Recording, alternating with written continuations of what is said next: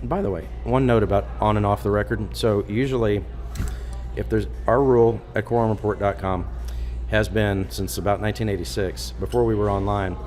If there was alcohol present, it's off the record. And Okay. my boss. We'll cut all this out. Don't worry about it. Well, my boss. Well, I'll tell you, I'm making an exception for the show. We're just journalists here, so it doesn't count.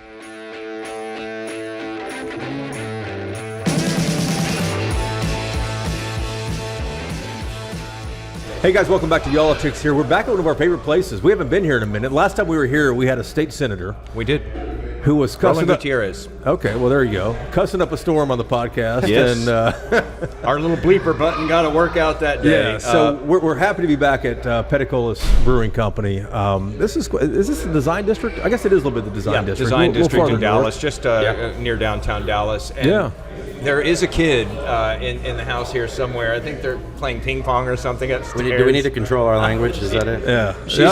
She's a really good ping pong player. I can tell you that. And she's very excited about it. So you may hear her a couple of times during this podcast. There she goes. And there she is, exactly. And you've already heard our guest today, the great Scott Braddock, editor of the Quorum Report. He is with us today, live and in person. Yeah, on which is Yall-itics. nice. Usually you're, hounding the pavement in Austin, but you we're were up here. We're all over the state. That 2017 Tacoma outside has 190,000 miles on it. Does it really? As I travel this entire, as I call it, the great state. You can't really get to know her if you don't go see her. So I'm always on the road. How's that Tacoma holding up? You know what? It is Toyota. like the day that I'll tell you a quick story.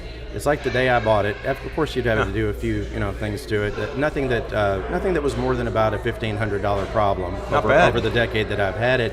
They had a truck that Toyota sold to some guy. He put 1 million miles on it a few years back. He posted it to social media that it rolled over 1 million miles. Toyota reached out and they wanted to get it from him because they wanted to autopsy that truck. Sure, to figure out how I was able to do that. And so they said, we'll give you any truck that you want if you'll give us that one. And so that's how they worked out. Maybe I can get that deal with this one. Yeah, just keep going. You more just got miles to go. 803,000 miles keep left to driving. go. Just keep driving. That probably rolled off an assembly line in San Antonio, yeah? Right? This one would not have been from San Antonio. This is the Tacoma, and what they're building down there is the Big Tundra. Which maybe that's the one I'll get Look for at free that. from them when I get to 1 million miles. Got your Deep in sights Texas set. knowledge right here. Yeah. Come on. He knows the assembly line work as well. What do you have? What are you drinking? I am having, and this feels right today, the melee in the USA. Okay. It kind of fits because we're talking about elections and politics Yeah. here. This is actually one of their World Cup beers that they've turned out. They also have the TKO in Mexico. Oh, cool. Because we got a bunch of World Cup games coming here to North Texas. I really wanted the Hive Dive, Which is what kind of the fruit's honey in that? ale. But, Honey ale. yeah.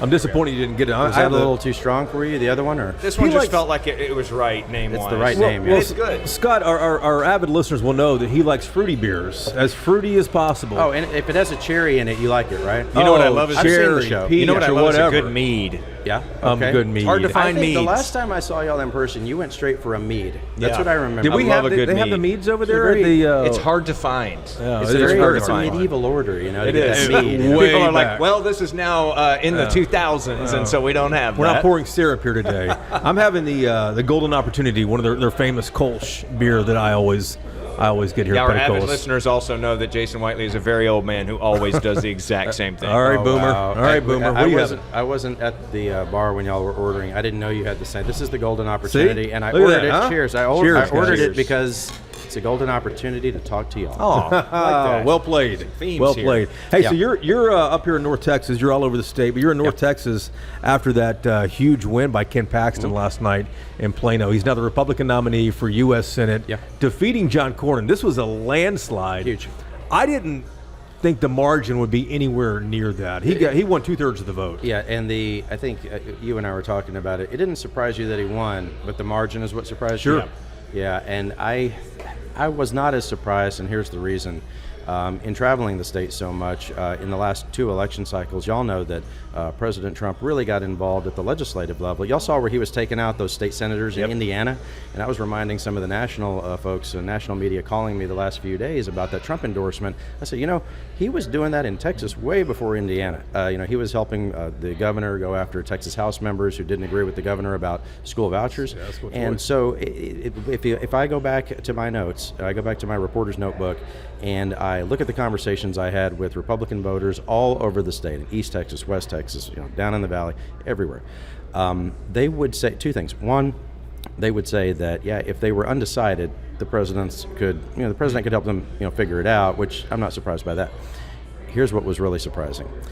In so many conversations, Republican voters told me that they might have been planning to vote for one candidate, and then the president endorsed the other, and they switched their vote. They switched to the other person. No other endorsement could do that. Governor Abbott, not the little governor Dan Patrick, Ken Paxton himself, none of those guys could get anybody to switch their plan for who they were going to vote for other than Trump. So I do think that over the course of the last week or so, even after 200,000 votes or so were banked in that election by the time Trump made the endorsement, after that, I guarantee you there are some people who were going to vote for Cornyn who switched their vote to Paxton. Now somebody might hear that and think that that's not possible, but here's the other thing that's going on with that race. There was nobody to vote for who was what you might consider the old school Republican who's not MAGA at all. Yeah. And even though you might, I was going to say, John Cornyn moved. John Cornyn moved. That's right. His entire campaign turned into, I'm with President Trump all the way. What did all of his commercials say? Yep. I vote with the president 99% of the time, whatever it was, 99.7% of the time. And he could have gone further and said that when he was the Republican whip in the U.S. Senate during the first Trump administration, he wasn't just voting with Trump. He was getting all the other Republicans to vote for all his stuff too, his agenda and his nominees and everything. Trump said he was disloyal. And then Trump said he was disloyal, which is just false, which is just a lie. But the president will say anything. So here's the reporting that we had at quorumreport.com, and it's not surprising, but a lot of times you pull the curtain back and you go, oh, okay, that makes sense. It was my understanding, based on various conversations with Republican sources, that the way this played out was, y'all remember, it was about 2 weeks ago that the president was having the big throwdown with Senate Republicans about the money for his ballroom. And the leader of the Senate, John Thune, the Republican leader, Thune, says, we're not going to break this is the short version, we're not going to break every rule in the Senate to do that for you. Maybe if it was something else, we might bend this a little bit, but the president said, then fire the parliamentarian and just, get some new rules. And get, you fire, instead of firing the umpire after the game, which is what you do in baseball. He wanted them to fire the umpire in the middle of the game. And Thune said he wouldn't do that. So it was around that same time. That's my understanding. Stephen Miller, or whoever it is that Trump listens to in the White House, put a poll on his desk from Texas that said, Ken Paxton's going to win this thing running away. And if you endorse him now, then to the rest of the world, it will look like you have your momentum and you just beat Massey in Kentucky, you beat Cassidy in Louisiana, and now you can say that you beat Cornyn in Texas. And nothing matters more to the president, y'all know this in reporting on him, than being right, being in charge, and consolidating power. That's what it allows him to do within the Republican Party. But the flip side of that is he's losing the U.S. Senate before the Republicans even have a chance to, because they're not going to vote for his stuff now. A lot of people would say, hey, you know what? Maybe they don't have a lot left to do this year. Maybe they won't even be in session in Washington that much. But think of it this way. Any other president who was similarly situated right now, staring down the barrel of the opposition party will probably take the U.S. House next year, potential that they also take the Senate, you would want to do as much as you could now. You might roll out a legislative agenda to cement your legacy for the rest of this year, and then work with the leadership in your own party, with the Speaker and with the U.S. House Republican leader, get them to go along with what you want to do now.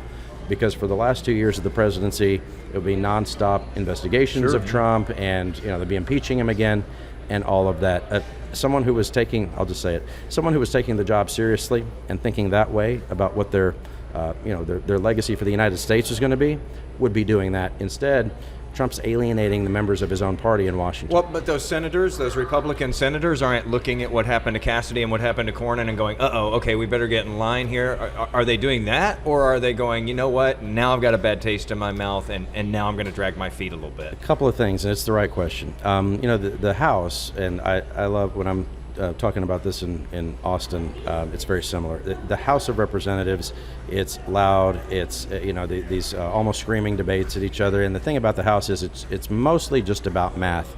Do you have the votes? And in Washington, similar, the Republicans have a slim majority in the House, and so they couldn't afford to lose any Republicans on any votes, but it's math, it's easy to figure out. The Senate's not as easy.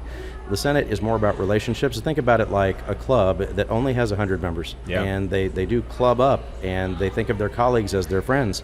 John Cornyn is somebody who isn't just their buddy. He also raised millions and millions of dollars for them to win their own elections. And he was there for a very long time. Oh, yeah. And now coming up for the next 2 years, the vast majority of these senators will be thinking this way. They'll think, look, no matter what happens now, politically, I'm going to outlive the president after the next 2 years, and then he's gone. And so they can kind of do whatever they want. And so you may have folks like Cassidy, and you may have folks like Tom Tillis. I heard somebody call them the YOLO caucus the other day. They're just doing whatever they're going to do now.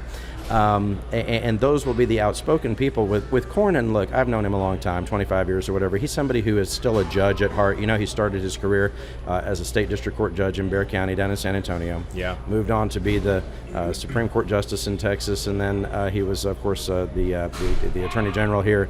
He's got that mindset, a judicial temperament. I don't imagine Cornyn throwing a lot of bombs at the president. I don't think that's going to happen, but not to say that he won't, because who can predict anything anymore, but that's not my expectation. What I would expect is that he takes his role as a senator seriously, and instead of throwing bombs, instead he just doesn't vote for Trump's stuff. And if you don't vote for Trump's stuff, that also gives cover to the other Republicans to not vote for his stuff either. And you think that's going to happen? Because if you lose 2 or 3 of those Republican senators, it means that whatever the thing is that is in question just doesn't get voted on, which means they never have to go on the record about it. And then it's harder to know in the Senate who it is that's really your problem, right? Unless you go really talk to them and say, well, "Are you with me on my thing?" And really, the power of a senator, if you think about it, senators are at their most powerful when they don't do anything. So he could be a quiet problem for President Trump going forward. When a senator is often at their most powerful is when they don't do anything, and they make the person who wants something come talk to them and convince them to vote for their thing. Otherwise, they just don't move forward with their agenda. So the Cook Political Report has now, just a day or so ago, moved this race between Talarico and Ken Paxton from likely Republican to lean Republican, which makes sense in this state. Sure. But are there enough MAGA voters in this state to elect Paxton as the next U.S. Senator? Little Governor Patrick gave a speech at the Texas Public Policy Foundation the other day in which he started out by trashing me. And then the next thing he did was he talked about, well, he said nobody reads the Quorum report except him and everybody else in Austin. Yeah, exactly. But and we read it. But thank you. But the thing that he talked about that made all the headlines was this plea that he was making to Republicans that they've got to get in line this fall. That if 15% of the Cornyn supporters or 15% of the Paxton supporters don't show up and vote for whoever the Republican nominee is, then James Talarico is going to be the senator. And some polling has found that they are saying that some of these voters are saying, I'm Paxton only or I'm Cornyn only and I will not cross over. Is that really going to happen? Yeah, that's what I'm not sure about. Most of my career in covering politics in Texas has been to observe and write about and talk about Republican on Republican political violence in these primaries. They always rip each other to shreds, right? But we've never seen this well a financed or high-profile example of that, and everybody noticed. Those of us who follow this all the time, and the people who watch and listen to your show know about it. But to the broader public, they noticed it. They saw it on full display. These Republicans just eviscerating each other, and it's gross to people. It's gross. They see all these ads talking about Paxton's divorce, and they see all these ads about Cornyn being a rhino and a liberal and all of this, and it's gross to people. And one observation that you can make about what happens when these campaigns get so nasty is you might think that it would get more people involved because they kind of want to fix that, right? But instead, it has the opposite effect. It alienates people, and a lot of folks will say, I don't want anything to do with this. And so it does present an opportunity for Democrats. Think about this. In Texas, over the last 20, 25 years, really 3 decades since Republicans have really cemented power here, they've been able to build up structural advantages that lead them to about a 10-point structural advantage in a general election. Yeah. About 10 points. That's kind of where they start. But because of all the baggage he brings to the table, and think of this, here in DFW, Paxton and his soon-to-be ex-wife are going to have their divorce proceedings starting next month, and nobody goes to trial on a divorce unless it's really ugly, right? And so there'll be some headlines out of that that are beneficial to Democrats. If you think about all of that baggage, and this is common knowledge or wisdom among Republican operatives who are not affiliated with these campaigns right now, is that Paxton's candidacy cuts that 10-point advantage into about a 5-point advantage for Republicans. So that gives Talarico a boost. Because of his baggage? Yeah, and he, and Paxton, he'll have whatever money he needs. He's the Republican nominee in Texas.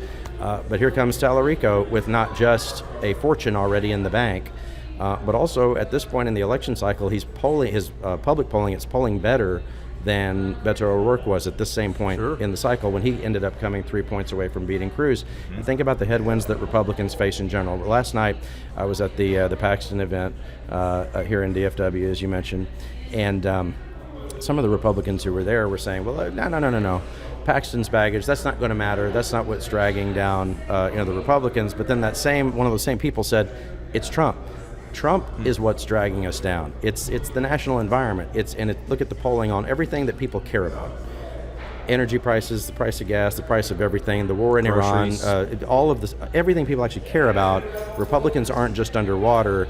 In some cases, it's 70-30 against Republicans, and so that has Republicans really freaked out about their down ballot races. So the history of the minority party winning a race in this state isn't at the top of the ticket. It's some of the down ballot races, right? It's when Rick Perry beat Jim Hightower many years ago to be one of the first Republicans elected statewide, and when you have a top of the ticket that's weak. That means the other Republicans have to pick up the slack. So think about how much money they can bring to the table.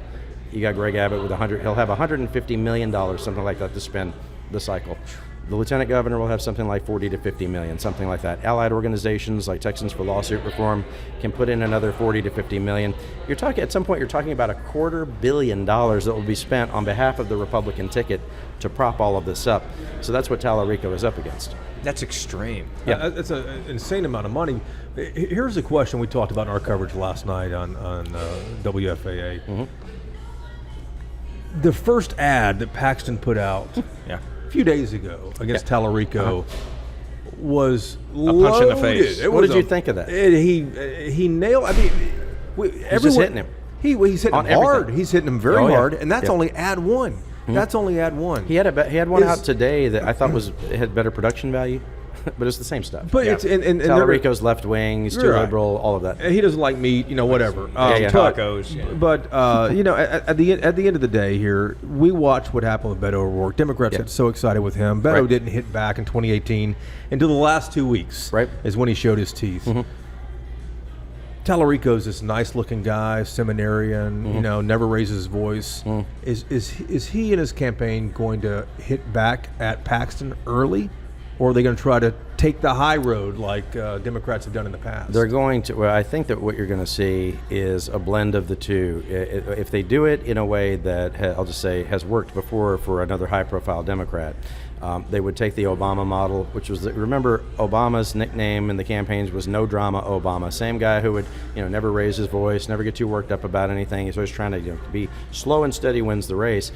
But he had allies and organizations that were doing the attacking, doing the attack dog stuff. So you're going to see these various PACs that are Democratic organizations that will spend millions of dollars, and they'll have a lot of material to work with Paxton. Exactly. To blow him up as being pretty big binders. He's a liar, he's corrupt, he's an adulterer, and all that But here's sort the of thing, stuff. Scott. None of that stuck. Cornyn spent $90 million, and none of that stuck with MAGA voters. Why do you think, is that going to stick with these independents in Texas? why do you that think always that lean is right? it didn't stick? I don't know. You tell me.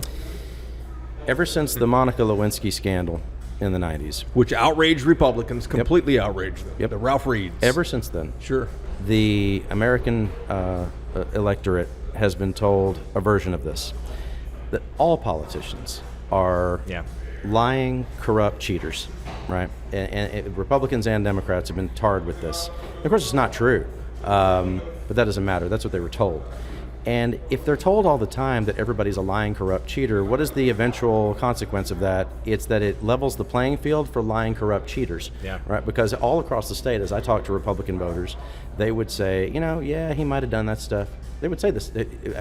I remember a meeting I spoke at in Aransas County, which is Trump country. Sure. I mean, I think in that last general, the Coastal Bend. They vote. The Coastal Bend loves Trump. I like the parts of Texas where you're on the beach and you see the red Trump flags in the sand, and the thing. I mean, the numbers are overwhelming. In March and November, they would vote 80% for Trump and Paxton, right? And they would say, Yeah, he probably did all that stuff.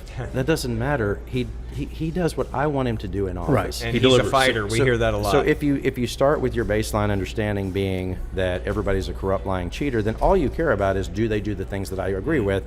And increasingly within the GOP, it's just agreement with Trump. Do you agree with what the president is doing? And Paxton is the one who they see as doing that. Well, that's a harder hill to climb for Talarico then. If this stuff doesn't stick, if what Cornyn was showcasing doesn't stick to these voters, it's a harder hill to climb for Talarico to convince them that it does.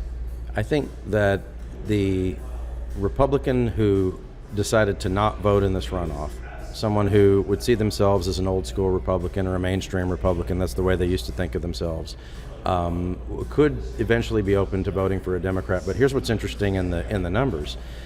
As I've covered this stuff over the years, we've always kind of understood the electorate in Texas to be made up of about a third, and a third Republicans, Democrats, and independents. But all across the country, including here in Texas, that third bucket of the independents is growing. People self-identify as independent. They think that both parties suck. They're not representing me. There's nowhere for me in either of these parties. And if you look at the independent numbers and all of that polling, they're more and more disgusted with the president. Now, I'm not calling the president the leader of a cult. But others have said that, right? So let's play that out. If you look at the polling on this, how do people view cult leaders? If you're in the cult, you think they can do no wrong. They're almost like a deity on earth, and I'm just going to follow that guy no matter what, including switching my vote if he endorses the person against the person that I liked before. But if you're not in the cult, you despise that person. You despise whoever that is, the people who have been. And so, point being, if you look at the polling for the president and it is fully his Republican Party, especially here in Texas now, on all the issues people care about, they're disgusted with it. And we don't even know how frustrated Americans will be with what's becoming a protracted war in the Middle East that we're involved in. And isn't it, it's worth saying that it's remarkable to me how casually the United States is at war. We're just kind of casually, it's not even something that comes up in everyday conversation, whereas when we were before, y'all remember as recently as, the war in Iraq, the war in Afghanistan, that was on people's minds all the time. Yeah, headlines all the time. First story, yeah. And by the way, this will sound, I don't know, it's certainly not pandering. My mother was born at Kelly Air Force Base in San Antonio. We're a military family, and I just think about the fact that those people who are serving, as a percentage, is such a small group who are making those sacrifices. Right. It's easier than ever for people to be kind of completely removed for it. Yeah. I was earlier today, I got a tour of this was cool. I got a tour of the Medal of Honor Museum over in Arlington. Oh, yeah. And that's where I was right before this. And the sacrifices those people made, great Texans like Roy Benavides Jr., and who is from where I'm from in Southeast Texas in Wharton County. You have just the ability of people to kind of be on autopilot about that.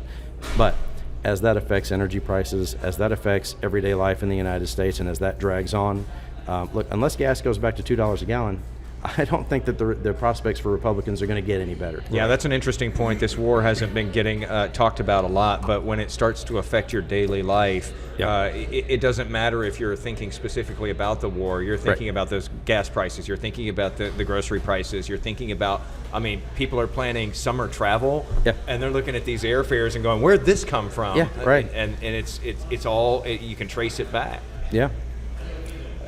Let's switch off. Well, actually, before we talk about Democrats here and the big I headlines might need another beer if you're going to talk about Democrats. The bottom line was on Tuesday night, big night for MAGA candidates. Mays Middleton ended up winning. Bo French narrowly won the railroad commission seat. I saw him at the Paxton deal last night. Was he over there? Oh yeah, he was not the most famous person there, but he was among them. But here's the thing, and we all have been around Texas long enough to see this actually happen. The Republican Party of Texas has now made the full transformation from the Reagan-Bush era to MAGA. After the defeat of John Cornyn was the last man standing. Oh yeah. And even though he tried to present, say that he was a MAGA guy, we have now seen that happen. And it's made its way all the way down the ballot. Else. Even to the Railroad Commission race with this candidate. Oh yeah, a lot of our legislators as well. Yeah. It surprised you about that though, that it wasn't just Paxton that won, but these other guys, with the exception of Bo French, everyone else won with pretty wide margins here. I think the struggle within the Republican Party, it's been mismatched for a while over the last generation.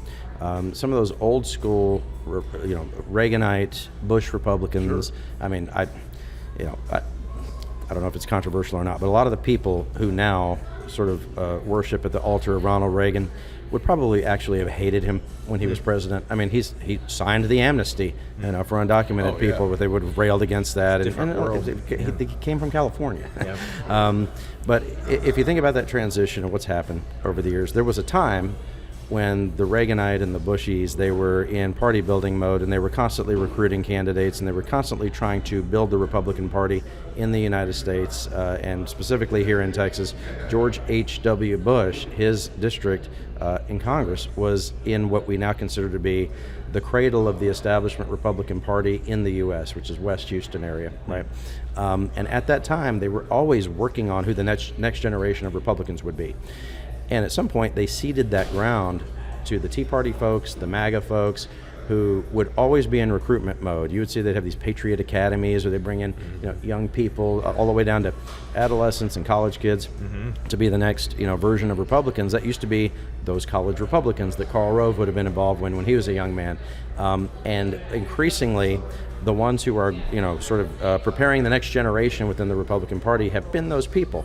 And that work has now come. I was thinking about this at the Paxton deal last night, at the bar with these folks. They're celebrating their victory, and I'm thinking this is the ascent of those folks. I mean, they're seeing it all. They waited decades. They've been working decades. Yeah, they were at it. And they were at it.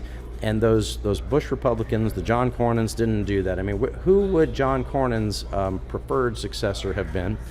The reporting had been it was somebody like Dan Crenshaw in Houston, who also lost his primary as well. Yeah, one of these more mainstream, quote unquote, mainstream Republicans. And we constantly have to kind of reevaluate the way we talk about these different groups. I mean, is what we're saying accurate? Is what we're saying, really giving people the right idea about what's going on here? And here's the deal: Paxton is now the mainstream Republican. Is that? Yeah. Right. I mean, think about let's say that again. French is now the mainstream Republican. And look at the ticket. It's French. It's Middleton. It is Paxton. It's Dan Patrick. It's Greg Abbott. The two people who have kind of defied political gravity about this are the governor and the little governor, because they have moved further and further toward that MAGA wing and have been, they're right there with Trump, not just in spirit but physically have been with Trump, on the border in Washington, and going right along with the MAGA agenda.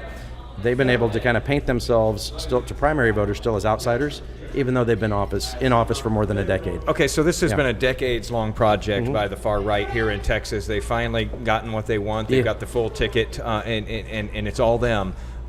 Is there a chance that they become the dog that finally caught the car and then doesn't know what to do with it?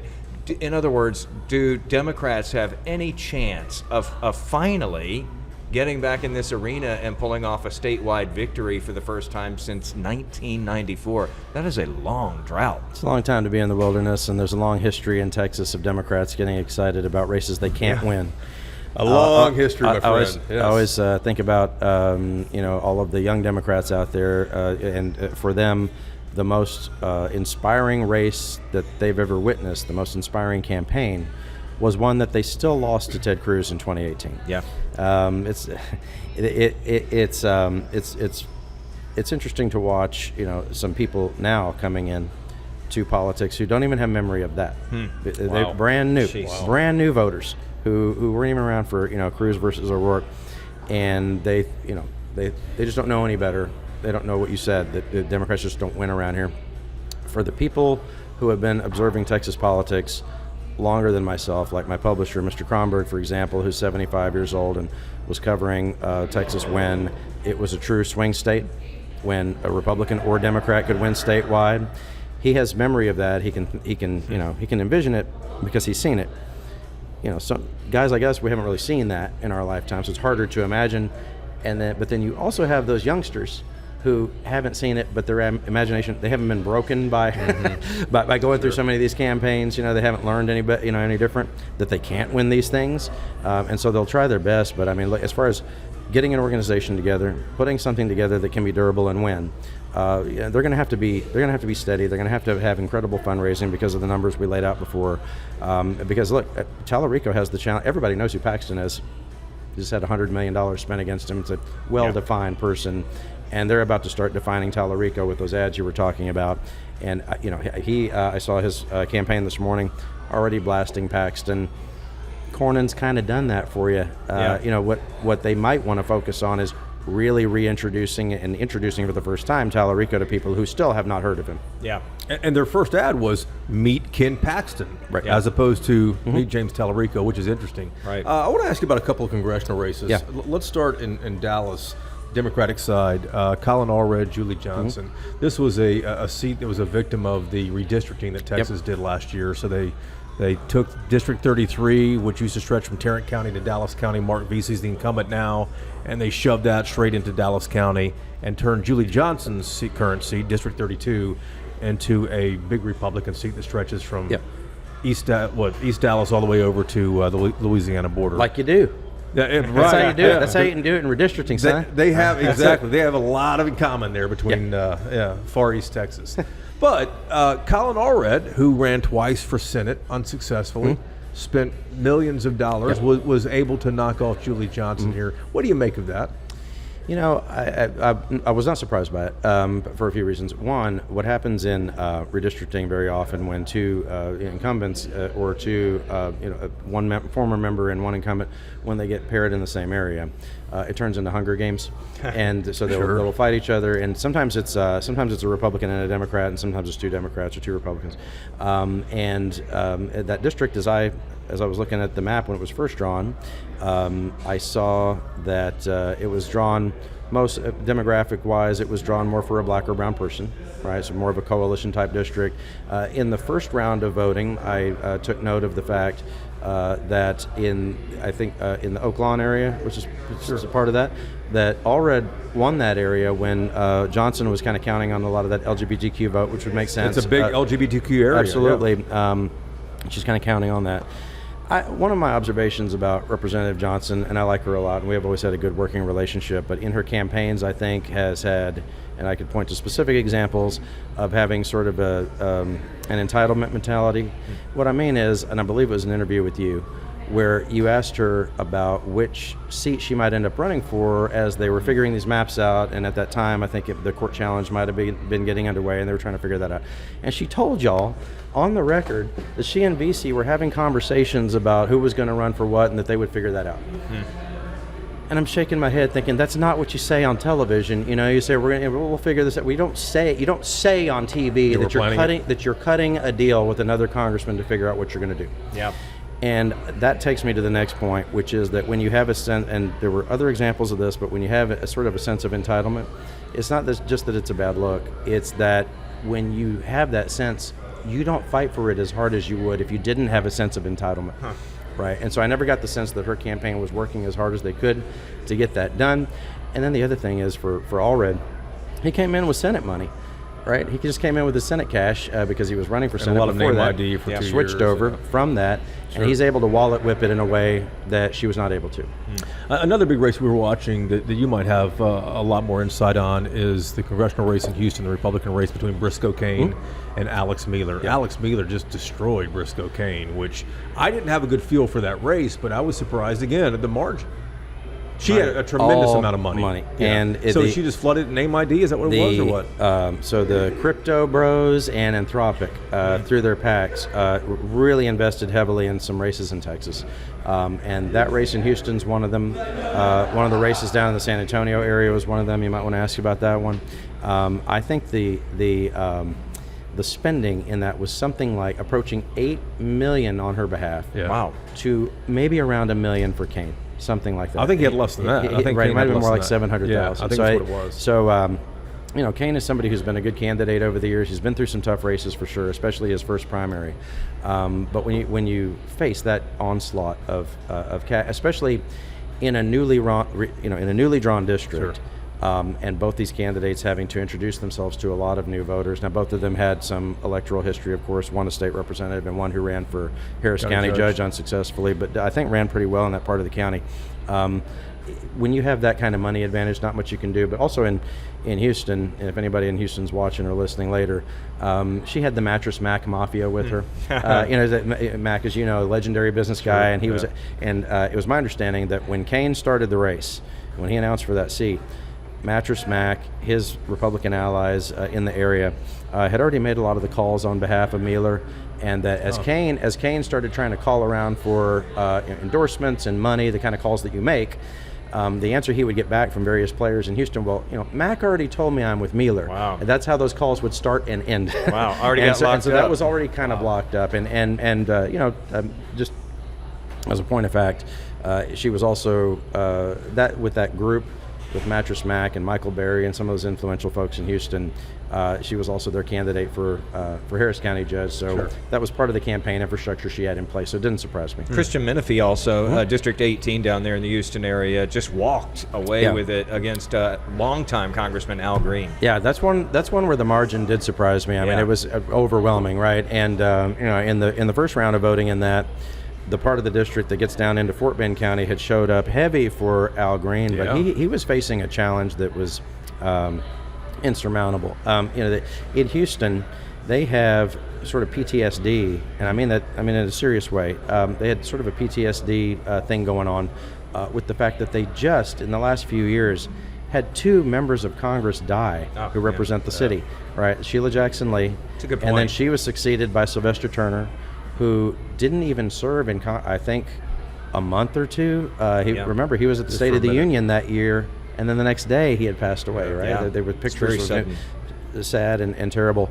And so Green was put in the position of, as an older gentleman, having to assure people. And at some point he started to say, it's ridiculous that I have to defend this idea that I'll be alive a couple of years from now. But that was really on people's minds. And he had, to some degree, I was talking to one of my friends in Houston who really, rolls up his sleeves and does all the work to understand African-American politics in the city, and said that it was a nifty trick that Green had done to take what can be the symbol of being old, which is that cane that he walks with, and he turned it into sort of an iconic thing of holding that cane up and shaking it at President Trump. You definitely see it at the State of the Union. So he did his best, but but that was also one of those races where the crypto bros and all of them were really heavily investing in Menifee. And what do all these crypto bros and AI folks are going to be expecting? What is it that they want? Yeah, right. We'll figure that out. That's what you always figure out later after the election. What could you imagine? So here we are, 5 months away from the general election. Things will slow down probably for a minute here as we go into the summer. People's minds go elsewhere. But when we get closer to Labor Day, everything will start kicking back up. Tens of millions, hundreds of millions of dollars like to be dumped in the state. What should we be watching for, Scott? What are you going to be watching for, man? I'll be interested to see what kind of legwork and what kind of organizational work these campaigns, especially at the top of the ticket, do over the next few months, trying to get things in place. As you say, it won't really kick into gear until later in the year. But and we say legwork, like endorsements that Paxton might be reaching out to, Talarico. Endorsements and just a nonstop campaign. I mean, as you pointed out already, they're already starting their digital ad campaigns. Talarico already has a rally scheduled for Austin this weekend, and I'm sure he's starting his tour against Ken Paxton. Tonight in Houston, I think. So I can't even remember what they were calling it, but it's basically the people power versus Ken Paxton, something like that. It sounds like good branding. They're going to have to do that. It's not going to stop. The campaign is going to be nonstop. You're right. It'll ramp up at that time. A lot of the spending will ramp up at that time. Both of these candidates Paxton has run statewide before, obviously, but not for a position at this level. Not for the U.S. Senate. It's completely different. So when people say, I know what people mean in our industry when they'll say, well, Paxton had all this baggage and he's run successfully statewide several times. He hasn't had the degree of scrutiny that has already been put on him by the Cornyn campaign, with $100 million against him, really defining who he is. But the Democrats are about to do something similar, until we get to November, and we'll see if he can withstand that. I think it's going to be a crazy campaign. Does this get as nasty as what we saw between Cornyn and Paxton, though? Oh yeah. It's all downhill from here. If you can imagine, just what we wanted, right? If you can imagine it, we're already at the bottom of the hill. I thought. I mean, it's every time you think it can't get any worse, boy, it does. Boy, howdy. And I hate to push you past November already because that's a lot to focus on as it is. But we've got a legislative session coming up at the start of next year. What are you thinking as we head into that? Do you have any early ideas on what that looks like, and what does the power structure look like going into that legislative session? Well, to answer that, I'll back up to the November stuff. So we haven't even really talked about down ballot at the legislative level, which this is what has Texas House, especially Texas House Republicans, freaked out. Yeah, there's been a lot of rumbling. Oh yeah, I mean, it was already the case that Republicans were worried about losing seats. Some of those congressional seats we were talking about could go to the Democrats. The ones that were redrawn in South Texas are of particular concern to Republicans. But in the Texas House, I have heard that some of the GOP leadership is concerned about losing as many as 10 to 12 seats in the House, which would make it a completely different legislative chamber. Talk about why that is for people who don't follow the chamber. Yeah, like so the Texas 10 to 12 seats. Yeah, why does that matter? Well, what that does is it would cut the Republican margin down to razor thin, like in Washington. And in the Texas House, the leadership is still elected on bipartisan basis. And so here you have the Speaker, Dustin Burrows, who right now is probably sitting, as if the numbers were to stay the same, probably be sitting pretty and wouldn't even be worried about whether he's going to be Speaker again. But it's my understanding that even when some of the newly elected, without saying who they were or who they are, some of the newly elected, very liberal, progressive Democrats were winning their primaries earlier this year, that he was already personally reaching out to them to ask, what do you need? Would you like Burrows to sit down? was? Sit down and talk, because he's already thinking 3 steps ahead, trying to figure out where his support's going to be and trying to Preserve maintain power. the speakership. That's Smart right. move. So we'll see what happens with that. And I would say, realistically, Democrats should pick up 4 or 5 seats without really even trying that hard, just because that's the national environment. If it gets really bad for Republicans, which all of this polling we're talking about indicates that it could, I could see the Democratic pickups being as high as about 10, if I'm being realistic. So that would change the dynamics in the House. The Senate shouldn't change much at all. In fact, if it is bad for Republicans, as bad as we think, that newly elected freshman Democrat in Tarrant County could hold on to that seat. We'll all watch that really closely. Yeah. But Senate will probably stay about the same. Then you have a clash between the governor and the lieutenant governor on property taxes. That's the big thing that's on a lot of folks' mind right now. Where here you have Patrick, who has been, I would give him some credit on this, a lot of credit. He's been a real student of the issue, and when I was working in radio in Houston many years ago, before he was a state senator, when he was a radio talk show host, and then as a senator, he would show up at the Sci-Fair school board meetings and rail about people's property taxes, and the whole crowd would be cheering him on. He was doing that 20, 25 years ago. This road show's been He's going been for a doing while. it along. When he was on KSCB, he was doing that? Oh yeah, he would talk about it on his radio show all the time. He was railing about property taxes. He, more than anything else, more than immigration, abortion, gun rights, you name it, anti-LGBTQ stuff, any of that. The issue that he has ridden to power has been property taxes. And he's had some success. He's had some success, and he's reshaped what we do on that issue. Governor Abbott, it's as if he just learned it was an issue a few years ago, and so he comes out with some proposals that are just not serious. He wants to abolish property It's not a taxes, serious. right? Exactly. I had a state senator say to me, one of my cigar smoking buddies, a former state senator, say to me, right in the middle of the last legislative session, when once again they're looking at a record budget surplus, as they did for a couple sessions in a row, and this former senator, a Republican, says, now would be the time. We have all this extra money. Now would be the time to completely remake the way we do all this.